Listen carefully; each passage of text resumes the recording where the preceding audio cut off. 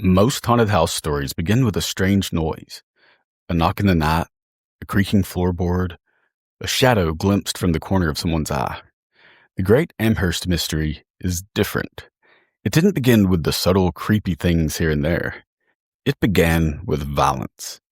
Not violence from a ghost, violence from a living man. And according to those who witnessed what happened afterward, that single act may have unleashed one of the strangest paranormal cases ever recorded. Welcome back to Legends May Live, where we explore the strange, the mysterious, and the downright eerie. Before we get into today's story, just know that while all of our tales are based on true events, sometimes sources conflict and details get skewed with time, so just take this as entertainment.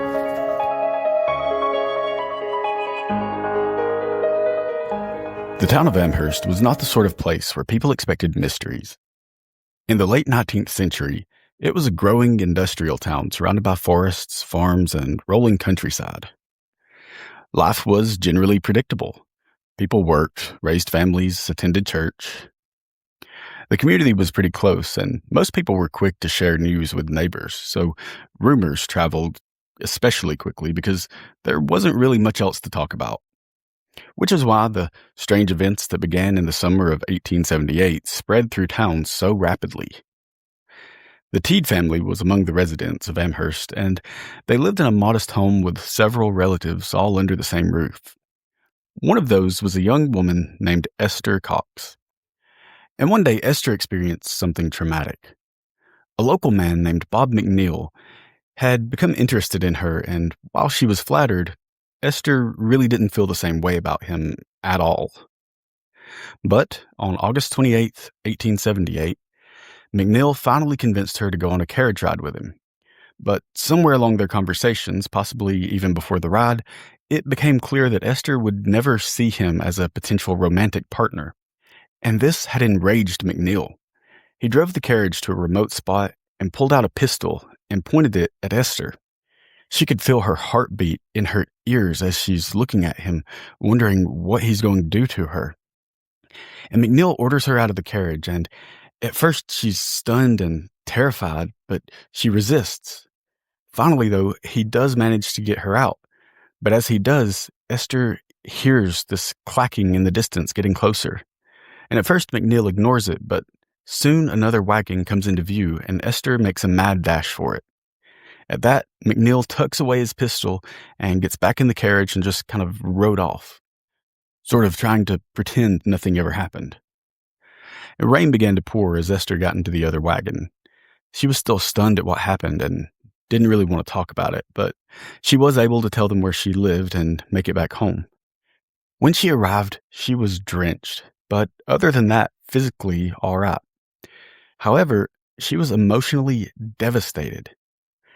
After that day, she became withdrawn. She became a very nervous person and was easily startled.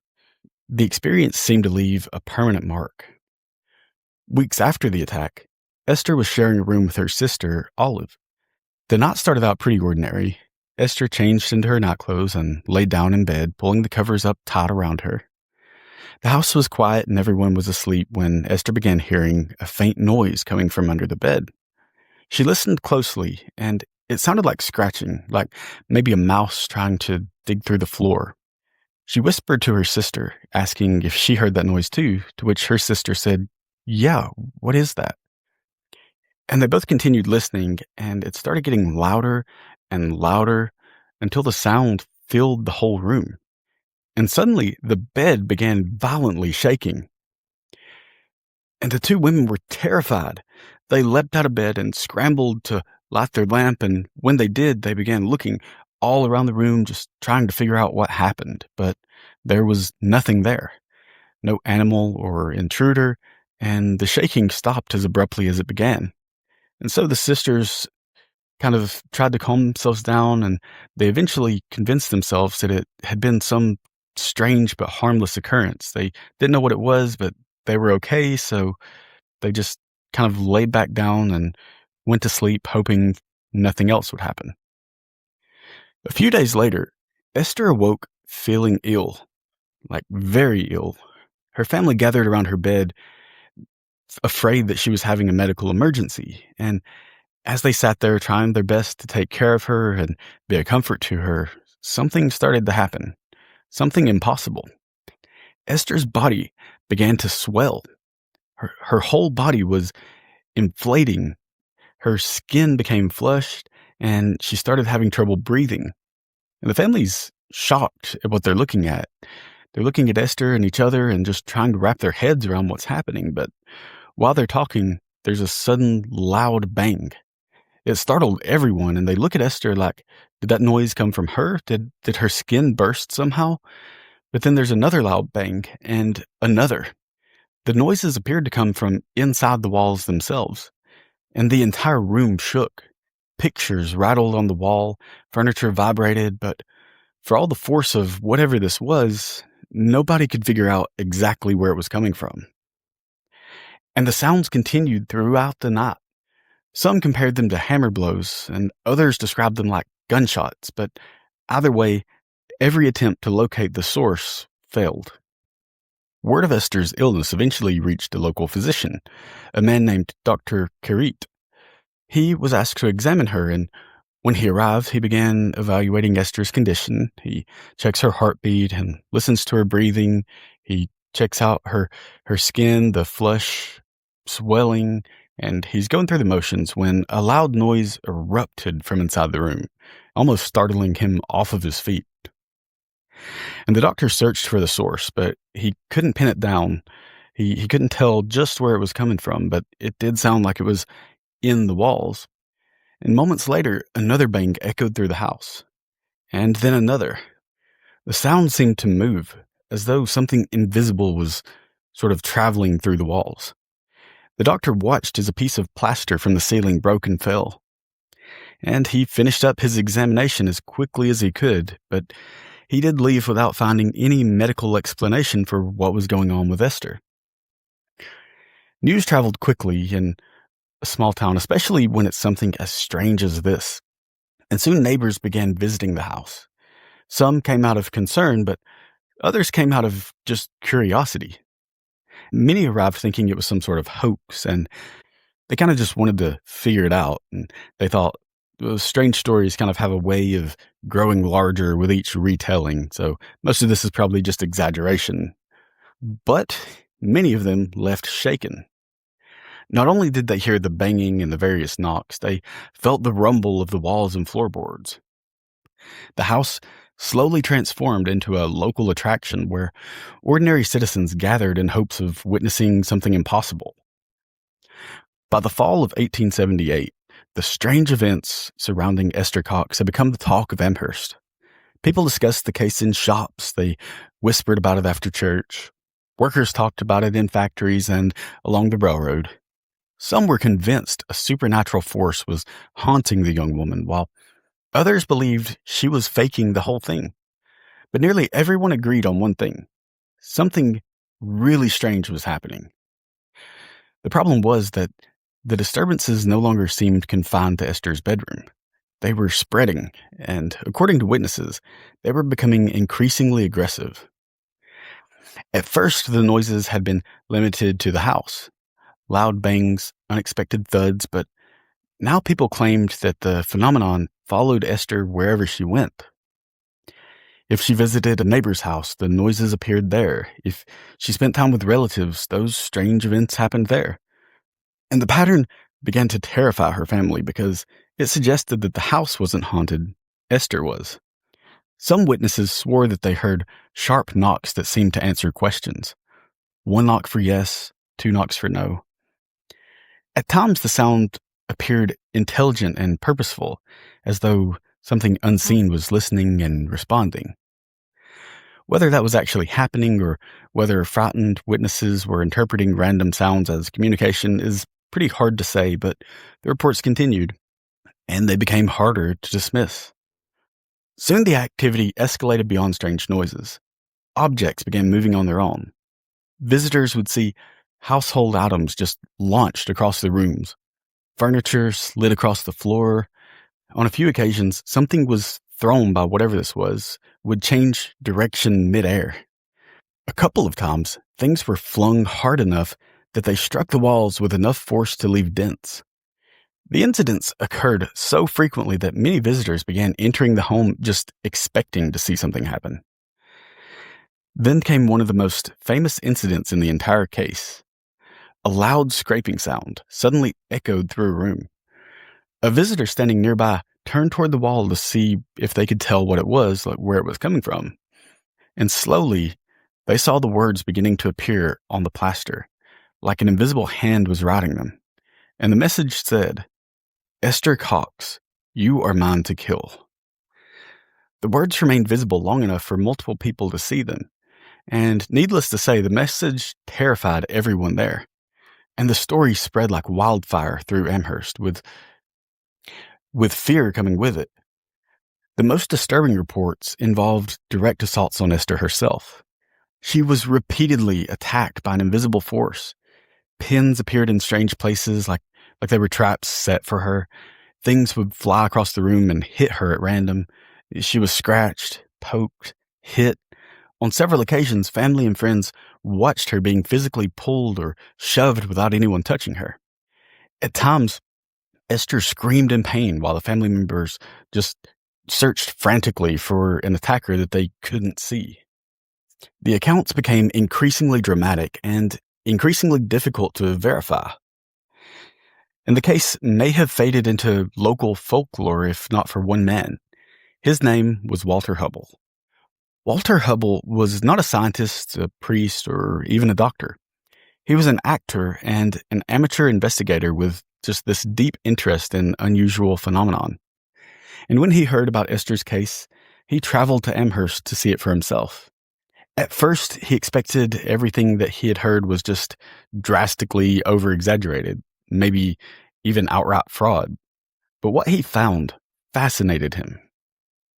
He interviewed witnesses, he watched Esther, he moved through the house. If the disturbances were real, he wanted to witness them firsthand. And that he did.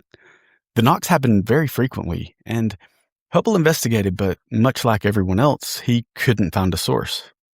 But what really amazed him was seeing things move. Chairs, hairbrushes, candlesticks, all with no one touching them. He even witnessed a pocket knife that launched across the room as if on its own. Again and again, Hubble insisted that fraud could not account for what he was seeing. Though some critics would argue that Hubble had become emotionally invested in the story and that he wanted the mystery to be real, so he just kind of saw what he wanted to see. But Hubble remained convinced. Then the haunting took a terrifying turn.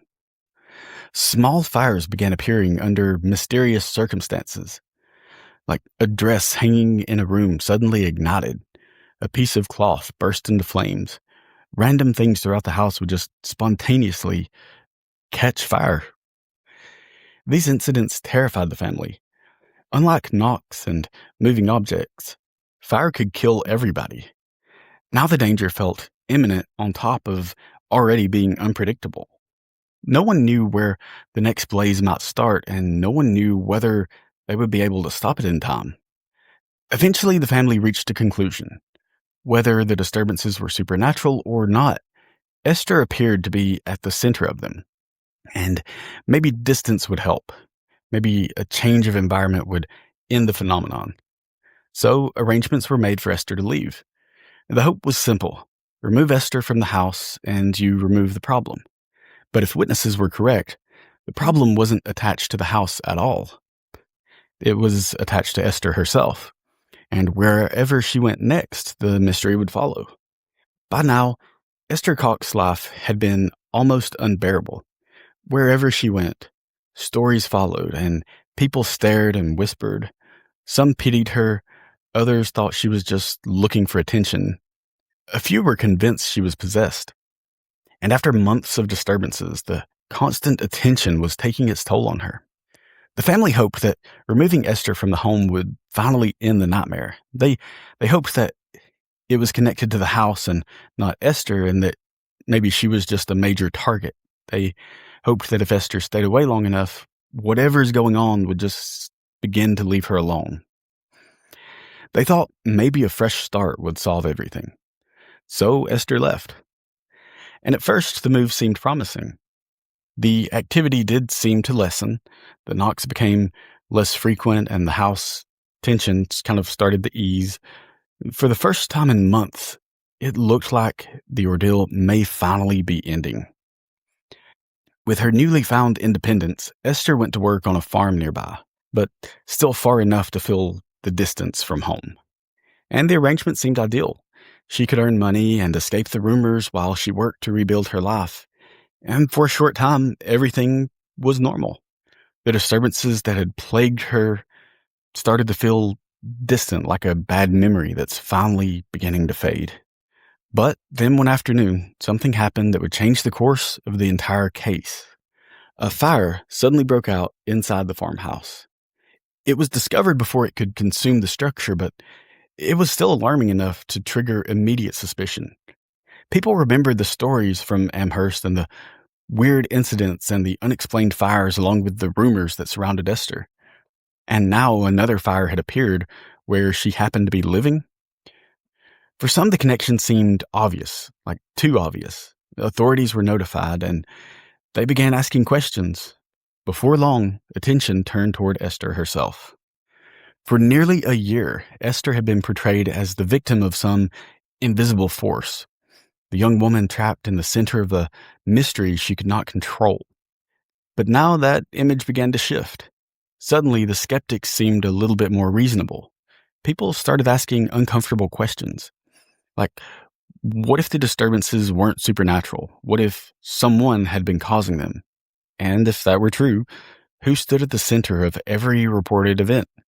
And that's Esther. The suspicion grew, and eventually authorities decided to act. The news shocked Amherst. Esther Cox was arrested for arson. The charges were centered on the farmhouse fire. Officials believed that there was enough evidence to bring charges, and suddenly, the woman who had spent months claiming to be terrorized by unseen forces found herself facing a very human threat: the legal system. For supporters, the arrest felt deeply unfair. They believed that Esther had endured months of suffering.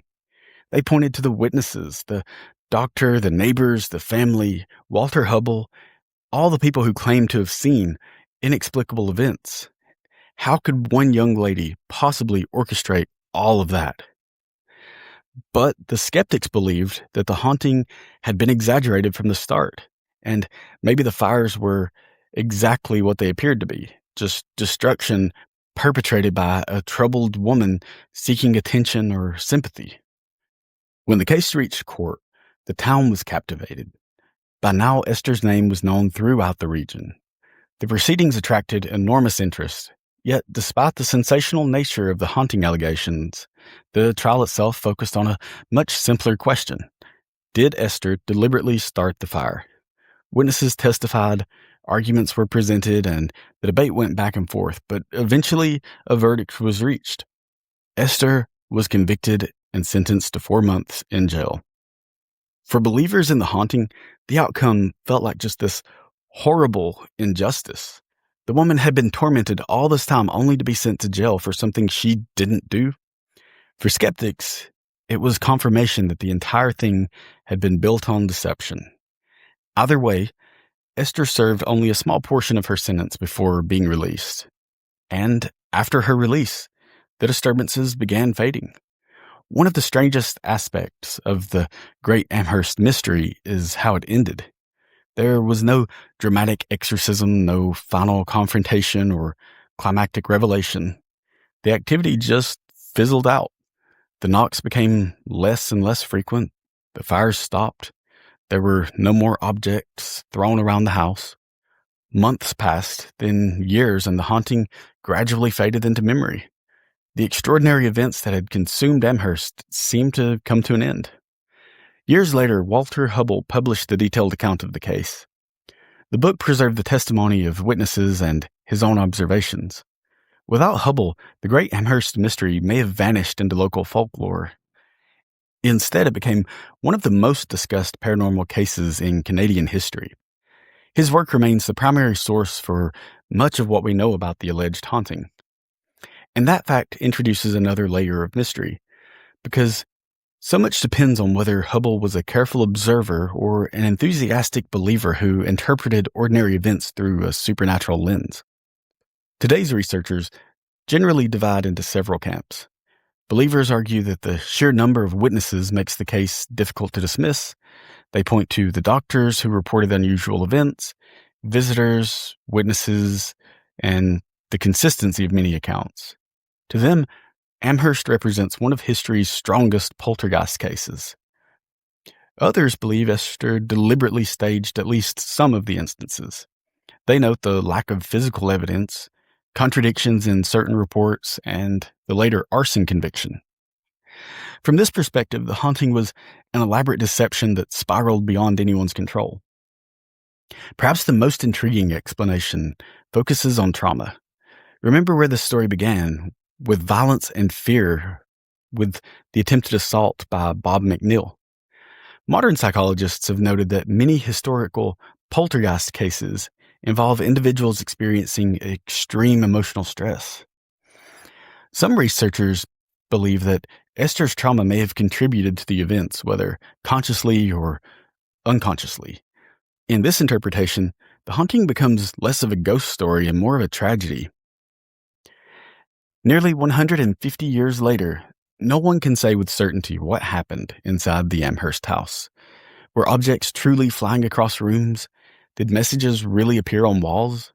Was an unseen force attacking Esther Cox? Or was the whole mystery just a product of fear, trauma, rumor, and belief? We may never know. That's it for today's episode of Legends May Live. If you enjoyed the story, please remember to like and follow. It helps a lot. Until next time, stay safe and keep watch, because legends may live.